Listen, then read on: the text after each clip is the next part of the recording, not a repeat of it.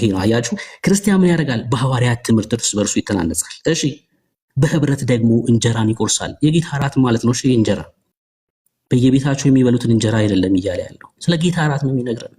በህብረት እንጀራ ይቆርሳሉ። ከዛስ በጸሎትም ደግሞ ይተጉ ነበር። ይሄን የሚያደርገው ክርስቲያን ነው። የጌታ እራትን የሚወስደው ክርስቲያን ነው። የጌታ እራት የሚወስደው ክርስቲያን ነው እንጂ የጌታ እራት ላልዳነ ሰው የሚሰጥ አይደለም። ዮሐንስ 6 ህይወት ለሌሉ የሚሰጥ ምግብ ነው። የዘላለም ህይወት የሚሰጥ ስለሆነ የዘላለም ህይወት የሚሰጥ ስለሆነ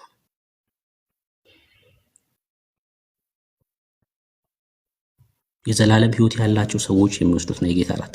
እንዲሁም ጳውሎስ በሐዋርያት ሥራ መጽሐፍ ምዕራፍ 20 ላይ እንደዚህ ብሎናል። ይኸውላችሁ ከሳምንቱም በመጀመሪያ ቀን እንጀራ ለመቁረስ ተሰብስበን ሳለ ይላል።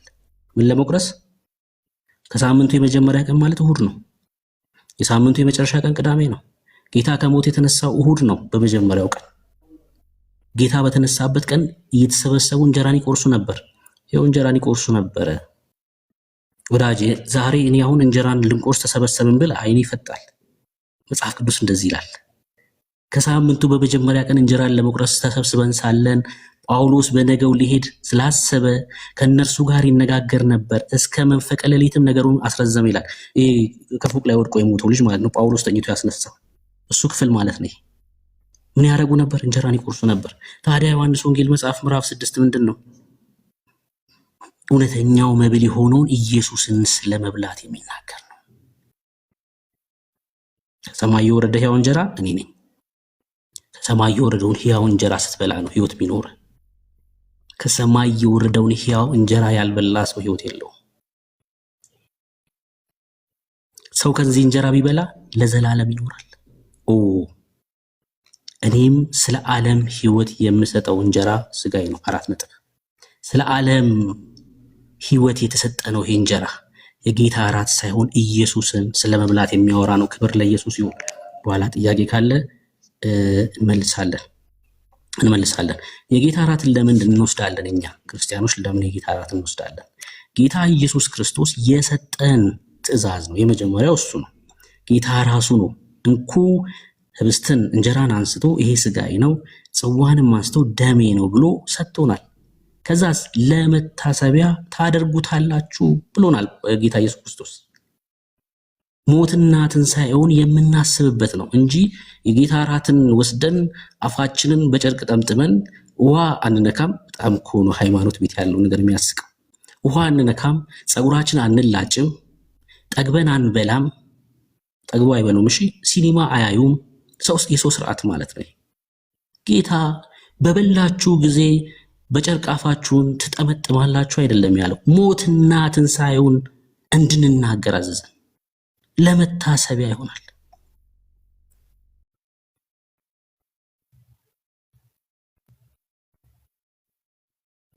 ከጌታ ጋር ህብረት ያለው እንደሆነ ጳውሎስ በቆሮንቶስ መልእክቱ ላይ ነግሮናል።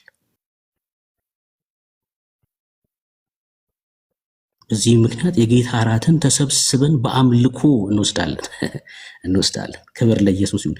የዳኑ ክርስቲያኖች የሚወስዱት ነው የጌታ እራት። ተባረኩ። ወደ ቀጣይ ሐሳብ ልሄድ ነው። ምናልባት የምትሉት ነገር ካለ ገስት ላይ እድል ልስጥና ቀጣዩን ሐሳብ እናንሳ። እድል ግን ልስጥ።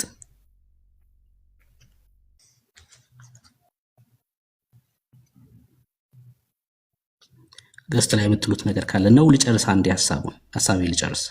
ቀጥልበት ብሩክ፣ ሐሳብን ጨርሰው። እሺ 2 ጳውሎስን እናነሳለን። ዛሬ ጳውሎስን እናነሳለን።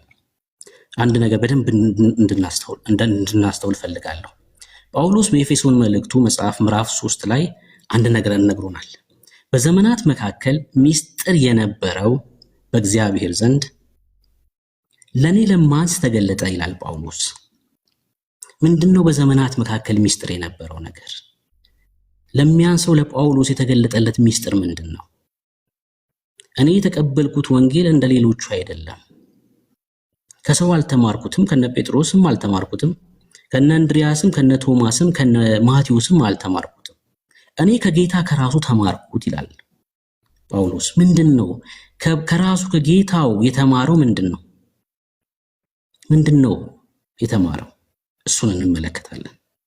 እሺ ጌታ ኢየሱስ ክርስቶስ ከሞት ከተነሳ በኋላ ከሐዋርያቶቹ ጋር በነበረበት የመጨረሻው ቀን ሊያርግ ሲል ማለት ነው ሐዋርያቶቹን አንድ ትእዛዝ አዟቸው ሄደ።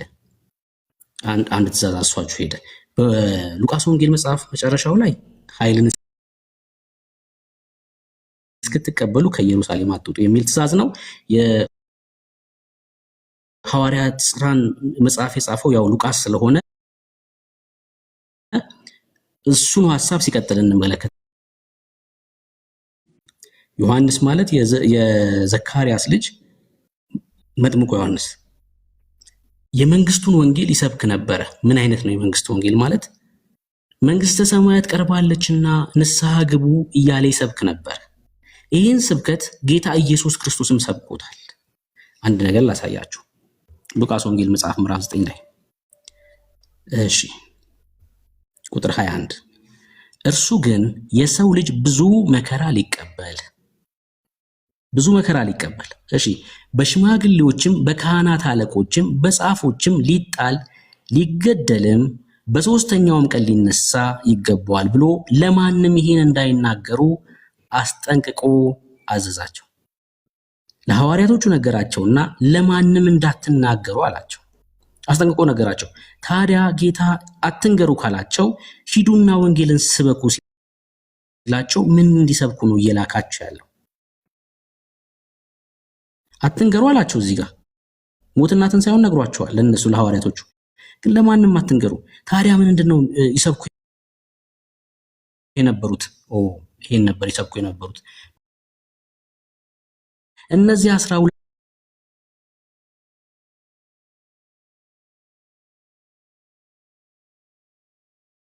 12ቱን ኢየሱስ ላካቸው ወንጌል እንዲሰብኩ አዘዛቸውም። እንዲህ አለ ማለት ነው። ይመላለስ የነበረው ከሕግ በታች ነበር። ወደ አሕዛብ መንገድ መሄድ አይችሉም ነበር። እሺ ወደ ሳምራውያን ከተማ አትግቡ፣ ይልቅስ የእስራኤል ቤት ወደሚሆኑት ወደ ጠፉት በጎች ሂዱ እንጂ። ሄዳችሁም መንግስተ ሰማያት ቀርባለች ብላችሁ ስበኩ። ምንድነው እንዲሰብኩ የታዘዙት? መንግስተ ሰማያት ቀርባለች ብለው ላይ እንዲህ ተብሎ ተጽፏል። ተመልከቱ። ከዚያን ዘመን ጀምሮ ኢየሱስ መንግስተ ሰማያት ቀርባለችና ንስሐ ግቡ እያለ ይሰብክ ነበር። የእግዚአብሔር ልጅ አይደለም፣ የጠራቢው ዮሴፍ የማርያም የገሊላ ከተማ ተገደለ። በዛ ዘመን እንግዲህ እንደምታውቁት በሮም መንግስት ስር ነበረች። ማለት የሮም መንግስት ነበር ይገዛ የነበረው። ከክርስቶስ ልደት ከ69 እስከ 70 ዓመተ ምህረት ጀምሮ ጌታ በነበረበትም ዘመን ጭምር የሁለተኛው ቤተ መቅደስ የዘሩባቤል ቤተ መቅደስ ሲፈርስም ጭምር የሮም መንግስት ይገዛ ነበር። ቤተ መቅደሱ በኔሮ ሳይሆን ከዛ በኋላ በኔሮ በ68 ነው። ከዛ በኋላ በመጣው ሰው ቤተ መቅደሱ ፈርሷል። ሰው ሮም ትገዛ ነበር ማለት ነው። ከክርስቶስ ልደት 69 በፊት ደግሞ የግሪክ መንግስት ነበር። ከዛ የፋርስና የሜዶ መንግስት፣ ከዛ የባቢሎን መንግስት ነበር ከዛ በፊት ማለት ነው። በምርኮ ውስጥ ነበሩ ለዚህን ያህል ጊዜ ማለት ነው። ማለትም ተገዝተው ነበር። ጌታ ሲመጣ ጠብቆ የነበሩት እነሱ ምክንያቱም መጽሐፍታቸውን ጠንቅቀው ባለማንበባቸው ተላልፈውታል። ዘመኑን ባለመመርመራቸው መሲሁ የሚመጣበት ጊዜ በብሉይ ኪዳን መጽሐፍት ጊዜው ተነግሯል፣ መቼ እንደሆነ መቼ እንደሚወለድ። መጽሐፍታቸውን አልመረመሩትም፣ አላስተዋሉትም፣ ተላለፉት፣ ሰው አሳልፈው ሰጡት። አሁን ጌታ ኢየሱስ እናንተ ግን ከጥቂት ቀን በኋላ በመንፈስ ቅዱስ ትጠመቃላችሁ። እስኪ እዚህ ውስጥ ያላችሁ ክርስቲያኖች፣ አሁን እኔ ክርስቲያን ስል የተወደደውን ጴንጤ ማህበረሰብ እያልኩ ነው ያለሁት እንጂ ኦርቶዶክሳውያን ብላብላ አይደለም። በመንፈስ ቅዱስ የተጠመቃችሁ ክርስቲያኖች ጌታ ኢየሱስ ክርስቶስን በተቀበላችሁ ሰዓት የመንፈስ ቅዱስ ጥምቀት ትጠመቃላችሁ። መጽሐፍ ቅዱስ ላይ ነው በደንብ ማሳያችሁ። ታጠምቃላችሁ አይደለም ያላቸው። በመንፈስ ቅዱስ ታጠምቃላችሁ አላላቸውም። ሰው በመንፈስ ቅዱስ ማጥመቅ አይችልም። ሰው የሚያጠምቀው በውሃ ነው። በመንፈስ ቅዱስ ማጥመቅ የሚችለው ጌታ ነው። ዮሐንስ ይህን ተናግሯል። ምን ብሏል? ከኔ በኋላ የሚመጣው እርሱ ብርቱ የሆነው በምን በመንፈስ እና በእሳት ያጠምቃል። ምን አላቸው ሐዋርያቶቹን? ጌታ በመንፈስ ቅዱስ ትጠመቃላችሁ፣ በመንፈስ ቅዱስ ትጠመቃላችሁ። ይህን ጥምቀት ተጠምቀውታል በሚገባ። የት ጋር አሳያችኋለሁ። እሱ ጥምቀት ነው ወይ? አዎ። ማን አለ? መጽሐፍ ቅዱስ። እሱንም አሳያችኋለሁ። በመንፈስ ቅዱስ ትጠመቃላችሁ ካላቸው በኋላ ጌታ አረገ፣ እያዩት ማለት ነው። ወደዚህኛው ሐሳብ እመለሳለሁ። ከዚህ በኋላ የምናገረውን በደንብ ስሙ። የሐዋርያት ሥራ መጽሐፍ ምዕራፍ 2 ከጥምቀት ጋር ተያይዞ አንዱ የሚነሳ ክፍል ነው። ለሱ መልስ እንመልሳው። ጴጥሮስ ምን አይነት ስብከት ነው የሰበከው? በሐዋርያት ሥራ መጽሐፍ ምዕራፍ 2 ላይ የሰበከው ለአሕዛብ አይደለም፣ ለኪዳኑ ሕዝቦች ነው። ለኪዳኑ ሕዝብ ነው የሰበከው ጴጥሮስ። የኪዳኑን ሕዝብ ደግሞ ሲሰብክ ምን አይነት ስብከት ይሰብክ ነበረ? ይወቅሳቸው ነበር። ምን ማለት ነው? ላሳያችሁ። ከቁጥር 22 ጀምሮ ይወቅሳቸው ነበር ማለት ምን ማለት ነው?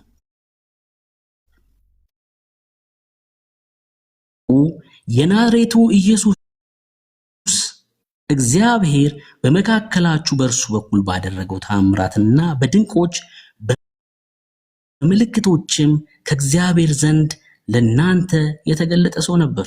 እሺ፣ እርሱንም በእግዚአብሔር በተወሰነ ሐሳቡና በቀደመ ዕውቀቱ ተሰጥቶ በአመፀኞች እጅ ሰቅላችሁ ገደላችሁት። ይገባችኋል ምን እንደሆነ? ጴጥሮስ ምን እያላቸው እንደሆነ ይገባችኋል። በአመፀኞች እጅ ሰቅላችሁ ገደላችሁት። ይህን ስብከት ለአሕዛብ ሰብኮት ቢሆን ኑሮ ጴጥሮስ ምን እያልከን ነው? ማን ነው ኢየሱስ? አንተ የእግዚአብሔር ልጅ አይደለህም እንደ አመፀኛ ቆጠሩት እና ሰቅላችሁ ገደላችሁት።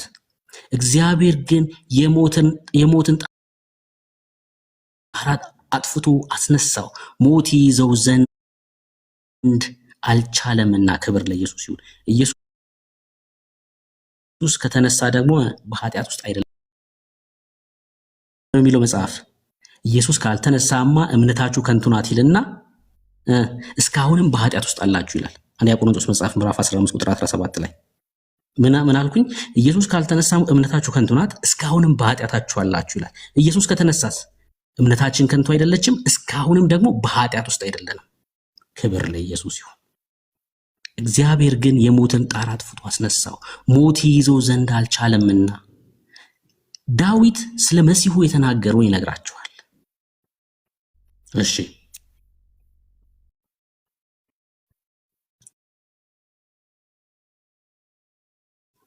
በመዝሙር መጽሐፍ ምዕራፍ 22 ላይ ዳዊት መዝሙር መጽሐፍ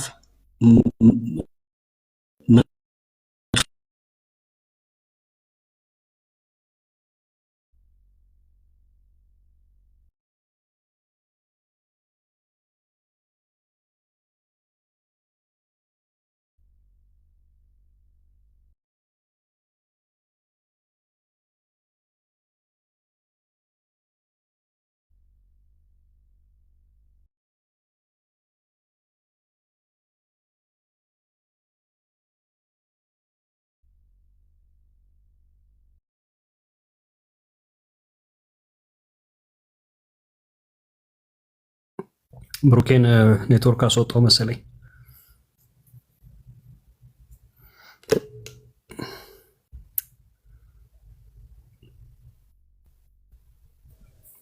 ብርክዬ ምን አስወጣው? ኔትወርክ አስወጣው። እሺ፣ ዘግይታችሁ የመጣችሁ ሰላም ብያለሁኝ ወንድሞች። ቢኒያው፣ ሰላም ወይ ቤካ፣ ዳግሻይ፣ ኤፊ እንዴት ናችሁ? ሁላችሁንም ሰላም ብያለሁ። ኔትወርክ ነው ያስወጣው። ኦኬ ብርክዬ አለው የምሻይ ኔትወርክ ነው የሚሆነው። ኦኬ እሺ፣ ቀጥል። ኔትወርክ ነው።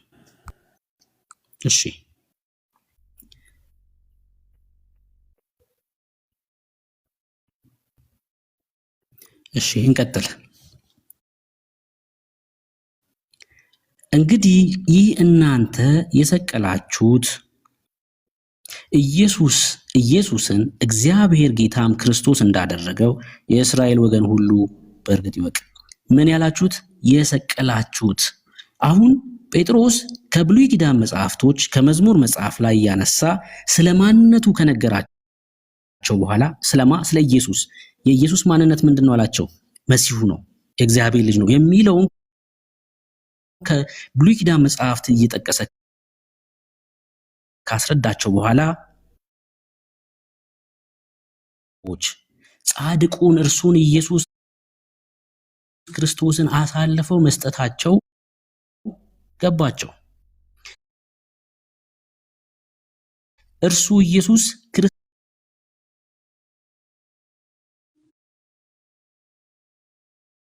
ምን እናድርግ አሏቸው። ልባቸው ተነካ። ምን እናድርግ? ጴጥሮስ ንስሐ አንዳችሁ በኢየሱስ ክርስቶስ ስም ተጠመቁ፣ የመንፈስ ቅዱስን ስጦታ ትቀበላላችሁ። ንስሐ ግቡ፣ ከዛ ኃጢአታችሁ ይሰረይ ዘንድ ያንዳንዳችሁ በክርስቶስ ኢየሱስ ስም ተጠመቁ። ተያይዞ እዚህ ክፍል ላይ ተነሳ። ንስሐ ግቡ የሚለው ምን ማለት ነው? እነዚህ ሰዎች ኢየሱስ እርሱ መሲሁ አይደለም ብለው ነው አሳልፈው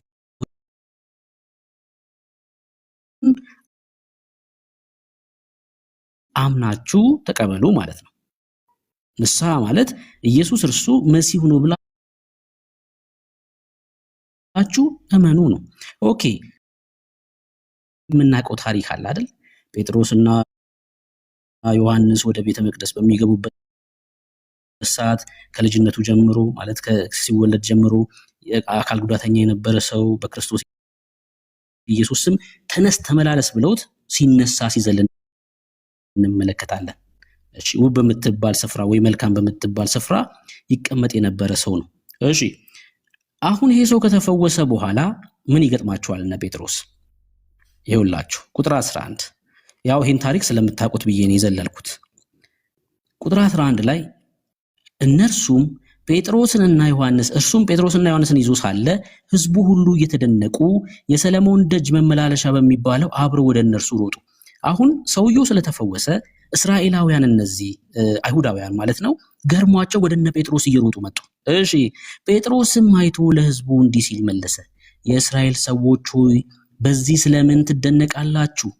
ወይስ በገዛ ኃይላችን ወይስ እግዚአብሔርን ስለመፍራታችን ይህ ሰው ደና ሆኖ ይመላለስ ዘንድ እንዳደረግነው ስለምን ትኩር ብላችሁ እናንተ ያላችሁ?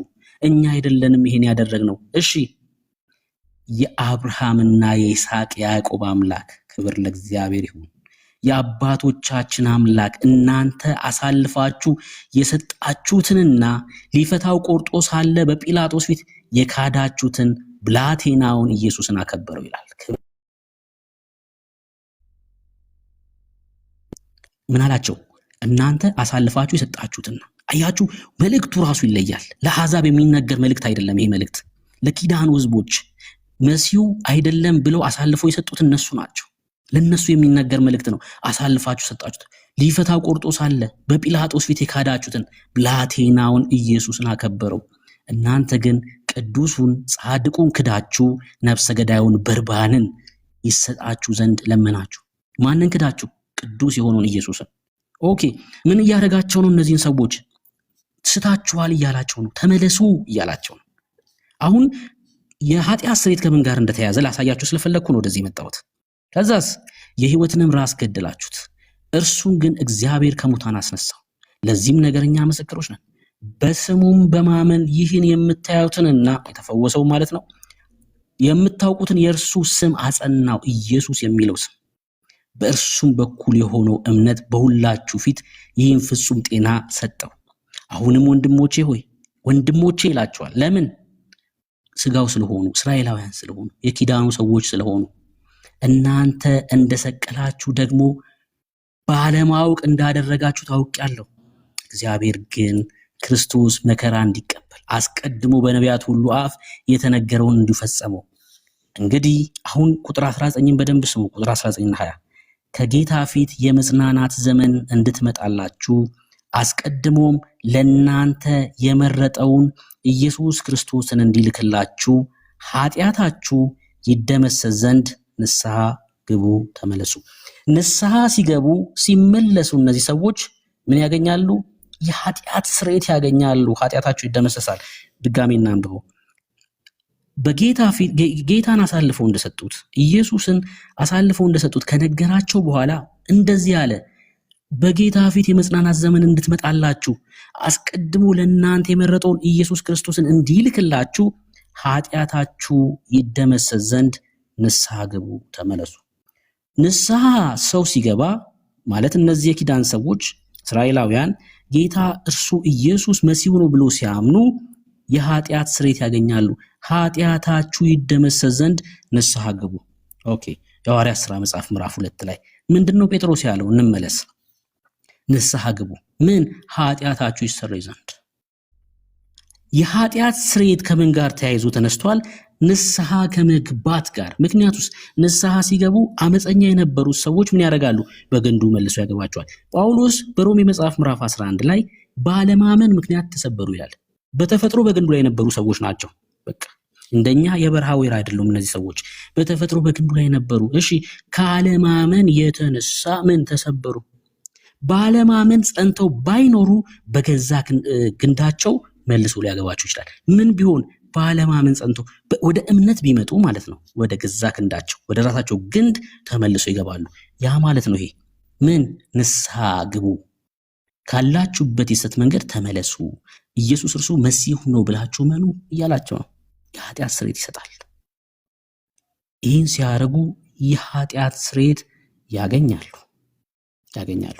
አሁን እዚህ ክፍል ላይ ያለውን ነገር ከመለስን ቅድም ጌታ በመንፈስ ቅዱስ ትጠመቃላችሁ ብሏቸዋል እነ ጴጥሮስን። እሱን እንንካና ጳውሎስን በዘመናት መካከል ሚስጥር የነበረውን ለጳውሎስ የተገለጠውን ነገር አንስተን ወደ ወንድሞች እንሄዳለን። ክብር ለኢየሱስ ይሁን። ክብር ለኢየሱስ ይሁን። ክብር ለኢየሱስ ብቻ ይሁን። እንደዚህ ይላል፣ ተመልከቱ። እንግዲህ በሐዋርያት ሥራ መጽሐፍ ምዕራፍ 10 ላይ ታሪኩን ታውቁታላችሁ። አሁንም በድጋሜ ቆርኔሌዎስ ወደሚባል አሕዛብ ቤት ጴጥሮስ ሲገባና ለዛውም ራእይ ተመልክቶ የማይበላ እንስሳ አይቶ አልበላም ሲል ከእግዚአብሔር ጋር ሲሞግት እግዚአብሔር የቀደሰውን አንተ እንዴት ርኩስ ታደርገዋለህ ብሎ ከእግዚአብሔር መልስ ሲመጣለት እንመለከትና ወደ አሕዛብ ቤት ይገባል። ወደ ቆርኔሌዎስ ቤት ገብቶ የክርስቶስ ኢየሱስን ወንጌል ይናገራል። የሚያድነው ኢየሱስ እንደሆነ ይመሰክራል። እሺ፣ ከዛ እንደዚህ ይላል፣ ተመልከቱ። በእርሱ የሚያምን ሁሉ በስሙ የኃጢአትን ስርየት እንዲቀበል ነቢያት ሁሉ ይመሰክርለታል። በስሙ የኃጢአት ስርየት እንዲቀበል ነቢያት ሁሉ ይመሰክሩለታል። ጴጥሮስ ይህን ነገር ገና ሲናገር ቃሉን በሰሙት ሁሉ ላይ መንፈስ ቅዱስ ወረደ። ምን ባሉት ላይ? ቃሉን በሰሙት ሁሉ ላይ። ቃሉን ሰምተው በተጠመቁት ላይ አይደለም የሚለው። ቃሉን በሰሙት፣ እነዚህ ሰዎች አልተጠመቁም። ቃሉን ሰሙ፣ አሜን አሉ። ኢየሱስ እርሱ ሕይወት ነው ሲሉ መንፈስ ቅዱስ በእነሱ ላይ ወረደ። ቀጥሎ እንደዚህ ይላል፣ ከጴጥሮስ ጋር የመጡት ሁሉ ከተገረዙት ወገን የሆኑት አብሮ የመጡ አሉ። ከጴጥሮስ ጋር እስራኤላውያን ናቸው። እሺ፣ በአሕዛብ ላይ ደግሞ የመንፈስ ቅዱስ ስጦታ ስለፈሰሰ ተገረሙ። በአሕዛብ ላይ ቃሉን በሰሙት ላይ በተቀበሉት ላይ ምን? የመንፈስ ቅዱስ ስጦታ ፈሰሰ፣ ተገረሙም ይላል። ለምን? እነሱ ይህን ነገር ያውቁታል። በሐዋርያት ሥራ መጽሐፍ ምዕራፍ 2 ላይ በመንፈስ ቅዱስ በእነሱ ላይ ወርዷል። ልክ እነሱ ላይ እንደወረደ በቆርኔሌዎስ ቤትም ይሄን ሲሆን ተገረሙ። ከዛስ በልሳኖች ሲናገሩ ክብር ለኢየሱስ ይሁን፣ እግዚአብሔርን ሲያከብሩ ሰምተዋቸዋልና። በዚያን ጊዜ ምን አለ ጴጥሮስ? እነዚህ እንደኛ ደግሞ መንፈስ ቅዱስን የተቀበሉ። መቼ ነው እነ ጴጥሮስ መንፈስ ቅዱስን የተቀበሉት? ሐዋርያት ሥራ መጽሐፍ ምዕራፍ 2 እንዳይጠመቁ ውሃን ሊከለክላቸው ዘንድ የሚችል ማን ነው? ማንም የለም። ለምን? አካል ሆነዋል። የመንፈስ ቅዱስ ጥምቀት አካል የሚያደርግ ጥምቀት ስለሆነ ማለት ነው። አሁን ይሄ ጥምቀት ነው ወይስ አይደለም? ከታች ኮሜንት ጻፉልኝ። ጴጥሮስ ይህን ነገር ገና ሲናገር ቃሉን በሰሙት ሁሉ ላይ መንፈስ ቅዱስ ወረደ ይላል። ይሄ ጥምቀት ነው ወይስ አይደለም? ኮሜንት ፈልጋለሁ።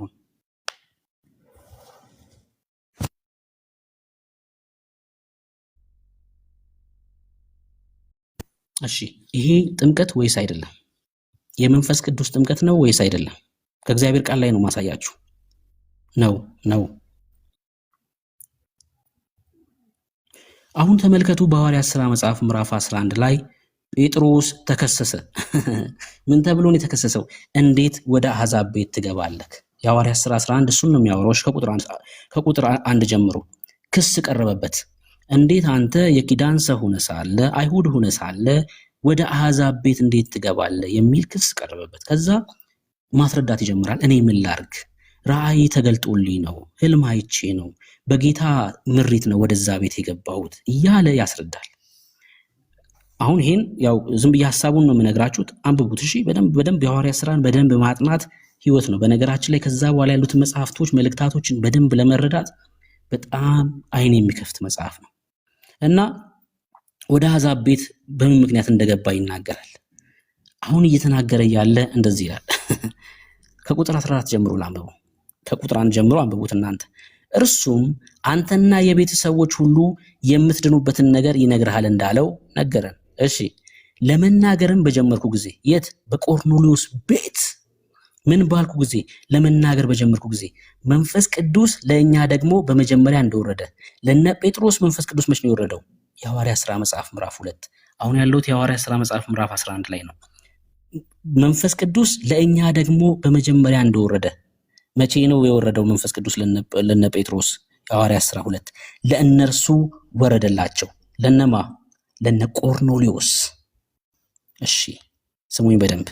ለእኛ ደግሞ በመጀመሪያ እንደወረደ የሐዋርያት ሥራ 2 ለእነርሱ ወረደላቸው ቆርኔሌዎስ ቤት።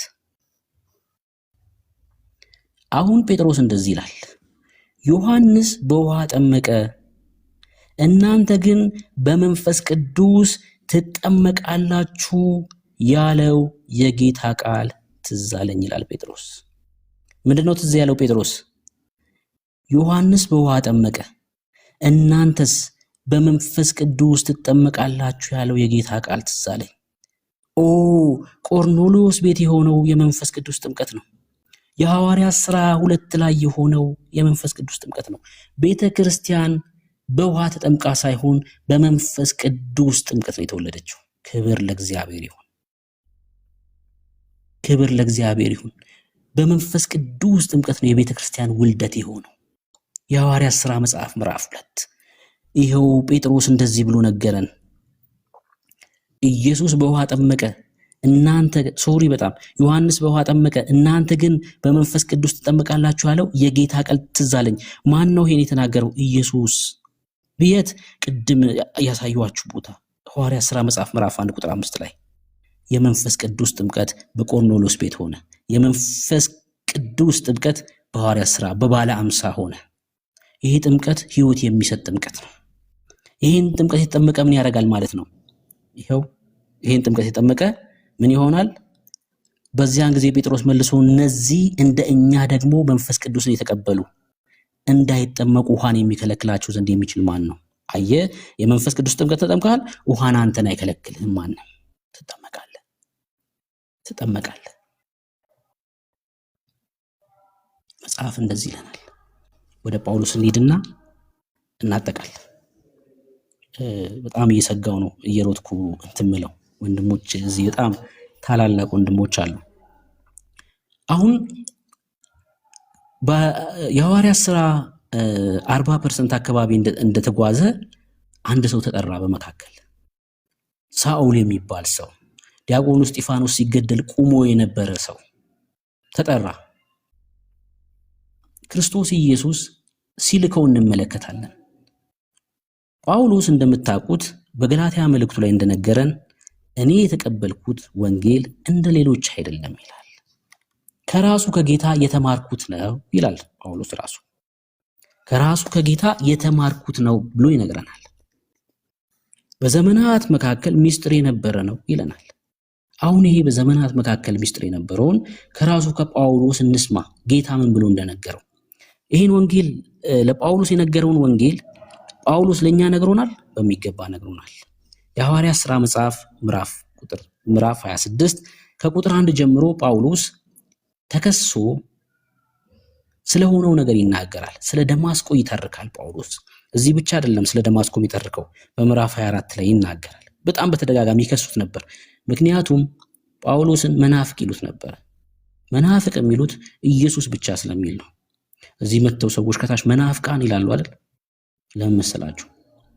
ተክልዬ እየዬ እማዬ ስለማትሉ ነው።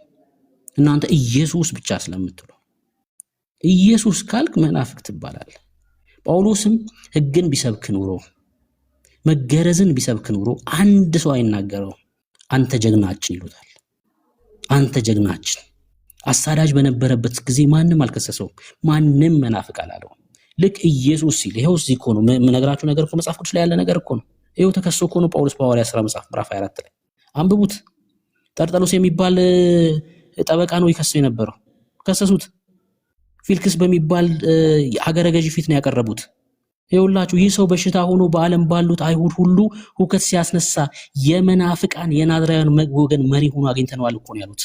ኢየሱስ ስላለ እኮ ነው፣ ሌላ ምንም አላለም። ኢየሱስ ብቻ ነው ህይወት ስላለ እኮ ነው። በሰርታ አትድንም ስላላቸው እኮ ነው። መገረዝ አያድንም ስላለ እኮ ነው።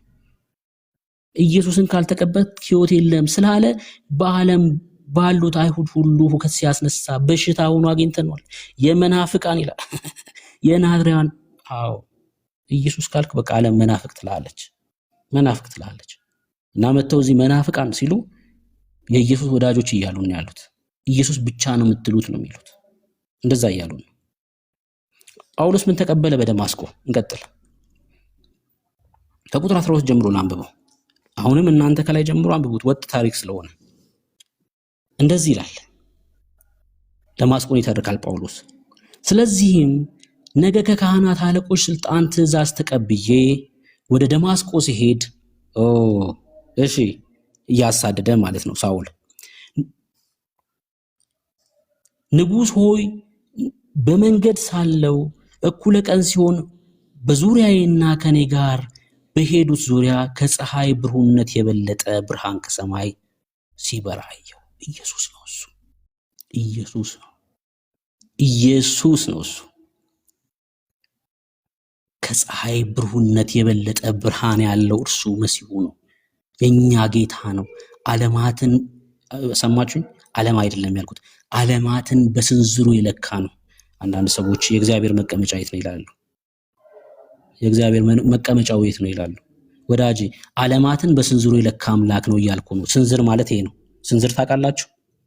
ይቅርታ በጣም ስንዝር ታውቃላችሁ? ይሄ ነው ስንዝር ማለት። አምላክ ማለት ዓለማትን እንደዚህ በስንዝሩ የለካ ነው እያልኩ ነው ያለሁት። ዓለምን አይደለም፣ ዓለማትን። ትልቅ ነው የኛ አምላክ። ንጉስ ነው የኛ አምላክ።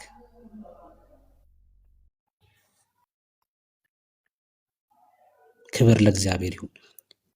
ከፀሐይ ብሩህነት የበለጠ ብርሃን ከሰማይ ሲበራ አየሁ ይላል።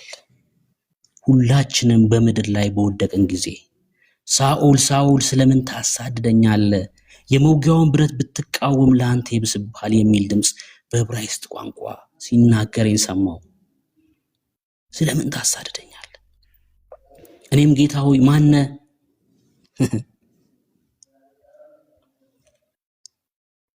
እርሱም አለኝ አንተ የምታሳደኝ እኔ ኢየሱስ ነኝ።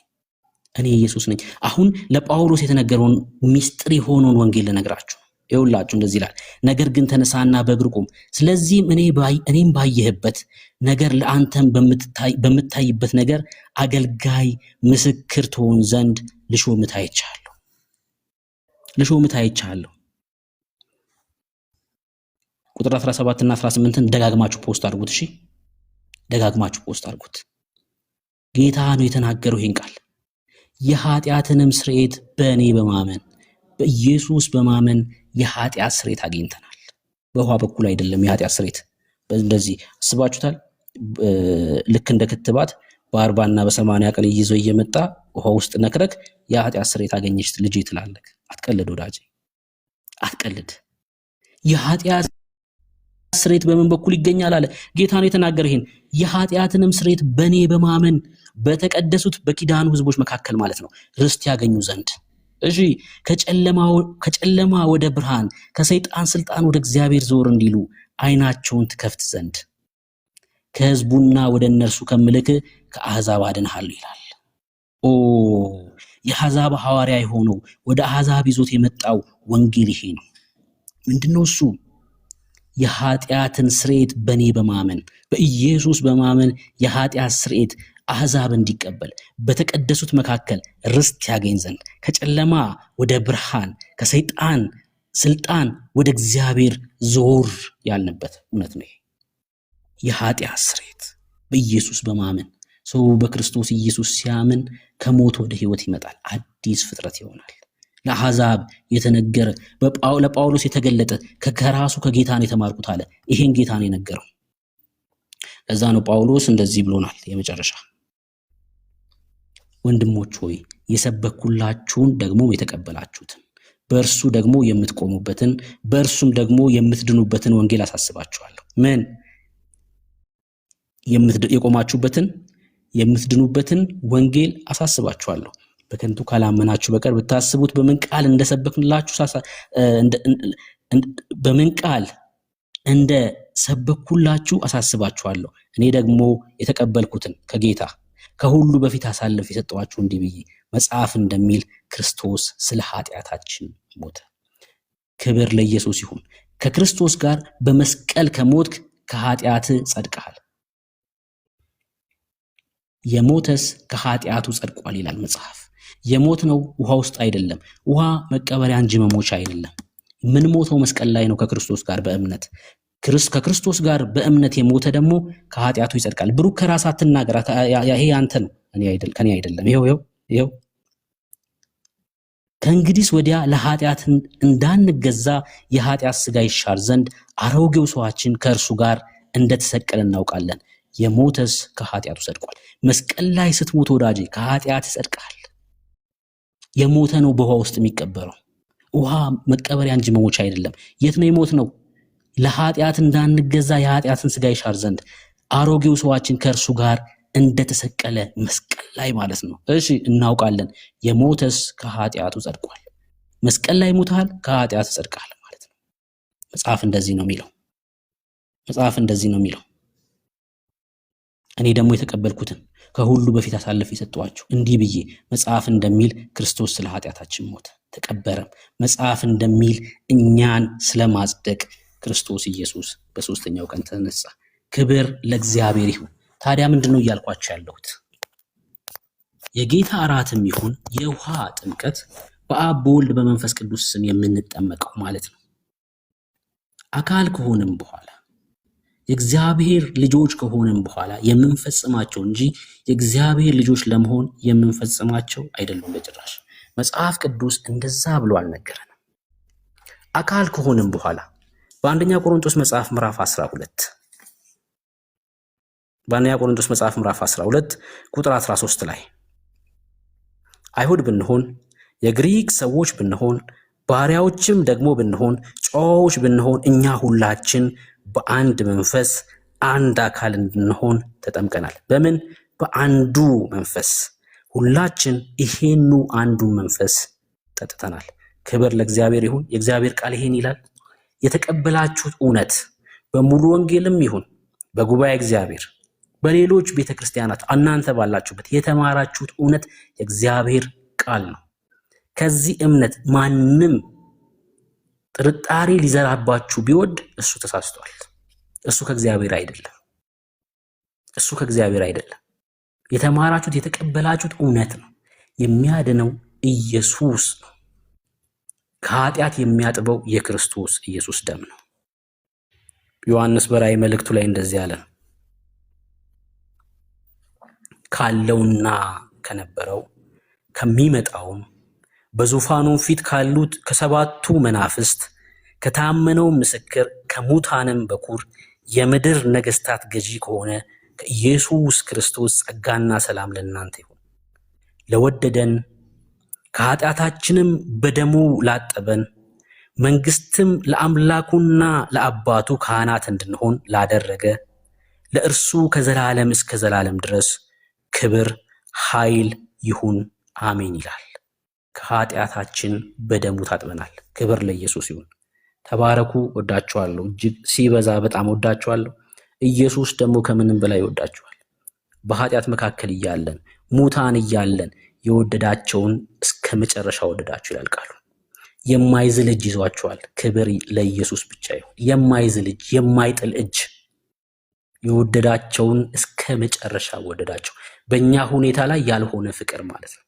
እኔ ነገ ፊታችሁን ብታጠቁሩብኝ እናንተ እኔ ልቀየር እችላለሁ።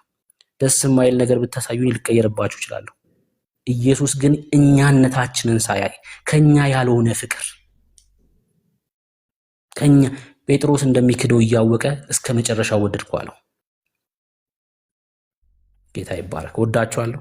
ከምንም በላይ ደግሞ እርቃኑን በመስቀል መካከል በወንበዴዎች መካከል በመስቀል ላይ የተሰቀለለን እሱ ይወደናል። ተባረኩ ወንድሞች። ቀጥሉ። ቢናዬ፣ ኤርሚሻ፣ ዳኒ፣ ቤካ፣ ዳጊዬ ቀጥሉ። ተባረኩ።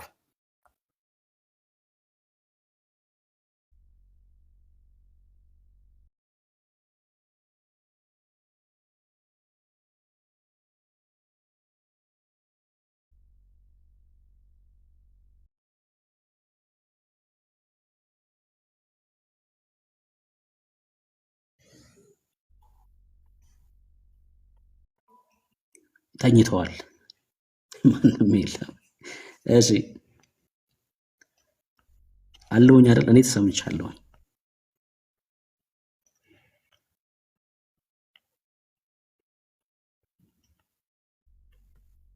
ሩጌ አይ ራቆኝ እየሰማው ስለነበር ነው አለን።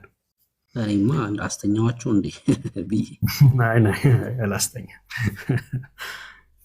ጌታ ጸጋውን ያብዛለን። ኢት ዋዝ ወንደርፉል። በተለይ ኦርቶዶክሳውያን ያው አንድ ትልቁ ያለባቸውም ጥያቄ በጥምቀት ንስሐ ይገኛል የሚል ነበርና እሱን እንግዲህ አሁን ከእግዚአብሔር ቃል እያወጣ ሁሉንም አሳይታቸዋል። በዚህ ላይ እንግዲህ ያው እኛ ጥያቄ የለብንም። ኦርቶዶክሳውያን ካሉ ግን ገብተው በዚህ ጉዳይ ማውራት እንችላለን። ዛሬ ቤቱን ርዕስ ባላውቅም በዚህ ላይ ግን ማውራት እንችላለን እና ኦርቶዶክሳውያን ካላችሁ መግባት ትችላላችሁ። ጸጋ ይብዛላችሁ ሁላችሁም እዚህ ውስጥ ያላችሁ። ሼሩ ግን በደንብ አልሄደም። የመቆየት ሀሳብ ካለን ገና 9.5 ብቻ ኬ ነው እና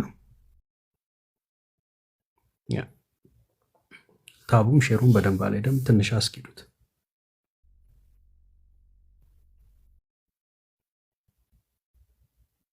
ዛሬ አንድ የሆነ ነጃሳ የሆነ ትምህርት ወጥቷል እዛ ቤት።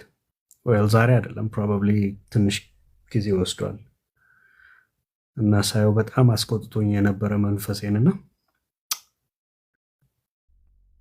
ኤኒዌይስ አሁን አላነሳውም። ኦርቶዶክሳውያን ካላችሁ አንድ ቁጥር ጻፉልና አሁን በተነሳው በዚህ ሀሳብ ላይ እንትን ካላችሁ ጥያቄ ካላችሁ ግቡ፣ እናስተናግዳችኋለን።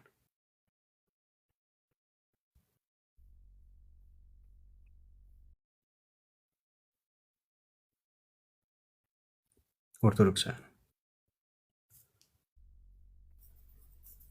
ወንጌል አማኞችም ጥያቄ ካላችሁ እንደዛው።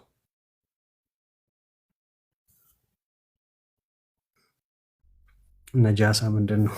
የሚያናድድ ማለት ነው።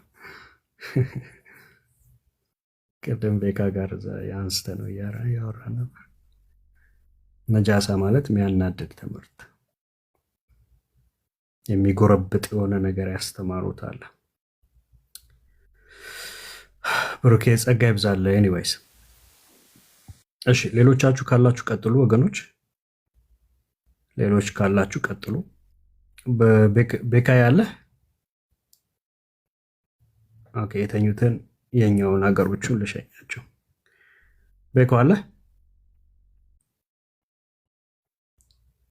ኦኬ ፕሮባብሊ ተኝቷል። ቤክሾ ልሸኘው። ኤፍሬም አለ። አዎ ቢኒ ያለው ጌታ ይባርካችሁ በኢየሱስ ስም። ብሩኬ በጣም እግዚአብሔር አብስቶ ይባርክ ወንድሜ። በጣም የሚገርም ነገር ነው። እግዚአብሔር ዘመንን ይባርክ። ቆንጆ አድርገህ ገልጸሃል።